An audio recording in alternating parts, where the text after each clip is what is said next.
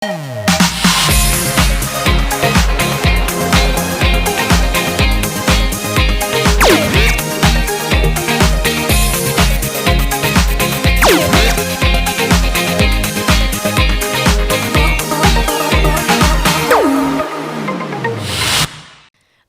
teman-teman, kembali lagi di ACSI with Prof Eko bareng sama aku Ade Dianti dan juga Prof Eko. Katanya Ekoji. Oh iya, Ekoji.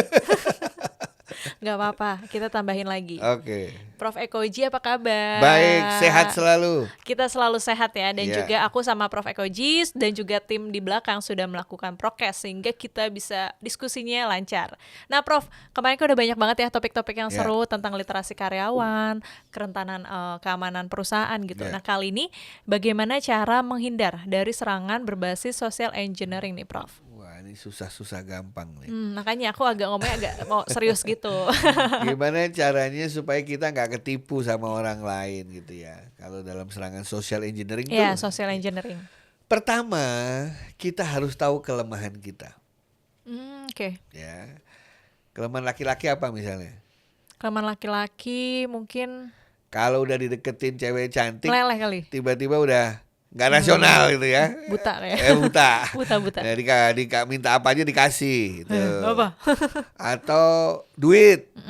Udah ditawarin duit, wah pasti saya semangat tuh kalau ada yang berbau duit, apalagi duitnya gratis. Betul. Ya. Atau juga mungkin kelemahan kita kalau dapat diskon. Nah, ibu-ibu tuh kelemahannya tuh. Pasti kalap. Tiba-tiba ada bermerek diskon 40%. Nah, kita harus tahu kelemahan kita. Oke. Ya, karena tiap orang kelemahannya Beda-beda juga. Kenapa? Karena penyerang social engineering sebelum menyerang kita, ya, dia mempelajari kita dulu. Ya, begitu. Jadi misalnya ada orang yang seneng banget sama tim Liverpool. Dia tahu nih dari media sosialnya dikit-dikit Liverpool, dia ngefans banget. Update-nya selalu Iya kan? Liverpool gitu ya. Saya akan mulai dengan mengirimkan WA apa? Undian, lelang, jersinya Liverpool. Yang ori, yang punyanya siapa, Yang original, bekas punyanya kaptennya. Wah, langsung dia nggak tahan Excited tuh. gitu ya. Di situ. Jadi biasanya orang masuk dari kelemahan kita. Atau ibu-ibu yang suka masak, selalu mencari resep baru. Nanti ditawarinnya lewat resep awalnya. Oke. Suruh ngeklik sesuatu. Kan ujungnya itu nanti. Bener. Iya kan? Kalau Anda tertarik, klik ini. Kalau mau ikutan undian, klik ini. Begitu klik itu, masuk kita ke jebakannya. Nah, itu pertama, tahu kelemahan kita. Kedua, kalau ada hal-hal yang terkait dengan tadi itu tawaran-tawaran yang berhubungan dengan yang kita sukai, check and recheck. Pasti. Ya, check and recheck. Ya, check and recheck itu maksudnya tanya kiri kanan dulu, ini bener apa enggak. Kita lihat nih kayaknya yang ngirim enggak jelas. Ya kan, yang ngirim enggak jelas. Ya, kadang-kadang cuma nomor HP, kadang-kadang cuma alamat email dan lain sebagainya. Kalau saya biasanya selalu buka internet, saya googling peristiwa saya itu. Misalnya apa? Saya ditawarin baju jersey Liverpool, enter. Pasti banyak cerita. Jangan, gue sering gitu, hati-hati gitu. Jadi ada cerita-cerita yang relate mungkin. Pasti ada yang sudah jadi korban sebelum kita. Oke, jadi sebelum kita menjadi korban, ternyata kita udah tahu ya, gagal lah kita jadi korban gitu. Betul. Bisa terhindar dari serangan itu. Betul. Jadi yang kedua, check and recheck. Nah, Oke. seandainya hasil check and recheck itu meyakinkan. Ya, Gimana tuh Prof? Kalau misalkan tuh si penipu tuh Ya. jago banget gitu, bikin kita percaya. Mau tahu cara saya? Apa? Saya tuh punya email dan nomor handphone cadangan. Untuk? Ya kalau ada yang mencurigakan saya bukanya pakai yang itu. Oh. Jadi nggak kemana-mana, nggak ke Gmail saya, nggak ke YouTube saya, nggak ke email saya dan lain sebagainya. Oh, berarti Prof ngopi linknya atau nomornya ke Ngopi handphone linknya itu? tapi dibuka oleh alat-alat yang lain supaya nanti kalau masuk virus atau saya dibohongin, hanya telepon ini yang kena, yang di dalamnya tidak ada data penting, tidak ada. Emang gunanya untuk itu. Iya. Untuk check seperti and itu. recheck gitu. Betul segala.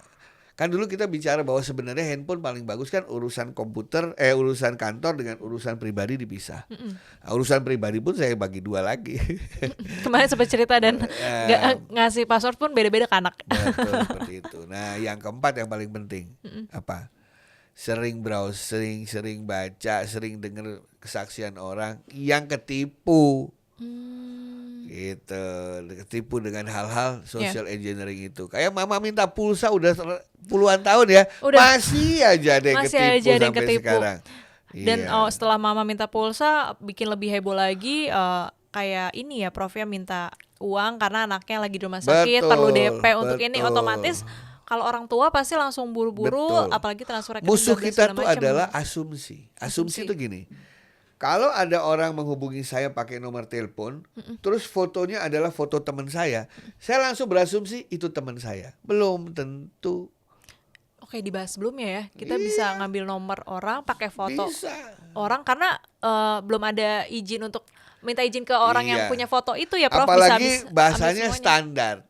Apa kabar bro? Udah manggil bro tuh perlu dicurigai tuh. Gak tahu nama saya mungkin. Iya, ngarang ya. Ya, gimana kabar Anda hari ini? Gimana kabarnya? Itu kata-kata Sehat semuanya, kata-kata variabel. Sekarang yang paling banyak ketipu kan terkait dengan investasi kan? Investasi bodong. Ya, masuknya mulainya hal-hal semacam itu. Jadi social engineering itu dia mencoba menipu orang melalui pendekatan-pendekatan sosial. Apalagi orang Indonesia itu mudah percaya. Itu adalah kelebihan yang menjadi kelemahan. Iya, mudah percaya, terus senang membantu orang lain. Helpful. Takut kalau mengecewakan orang lain. Betul, Nah, betul. itu dipakai penjahat untuk menipu lewat cyber. Jadi social engineering sebenarnya sudah ada sebelum ada internet.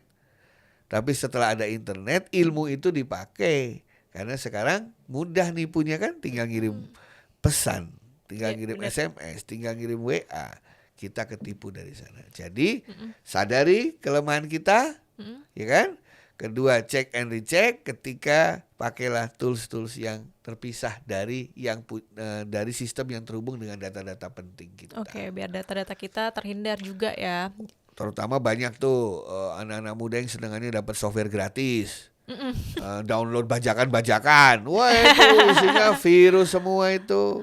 Oke. Isinya bohong, virus semua, apalagi yang dikasih uang gratis pura-puranya gitu kan. Iya, uang digital. Iya, uang digital. Awalnya selalu gitu. Kayak orang dikerjain narkoba, dikasih dikit dulu baru ketagihan. Nah, jadi Penyakit hati-hati. ya. Jadi termasuk investasi juga biasa gitu. Dek, kasih saya uang 500.000, minggu depan jadi 600.000. Kamu kasih 500.000 ya, minggu depan bener saya kasih 600.000. Pasti habis itu Anda ngasih 1 juta kan? Naik lagi. Kasih lagi, bener balik lagi 1.100.000. Pas Anda ngasih 25 juta, saya nggak bisa dihubungin lagi habis itu ya. Hilang.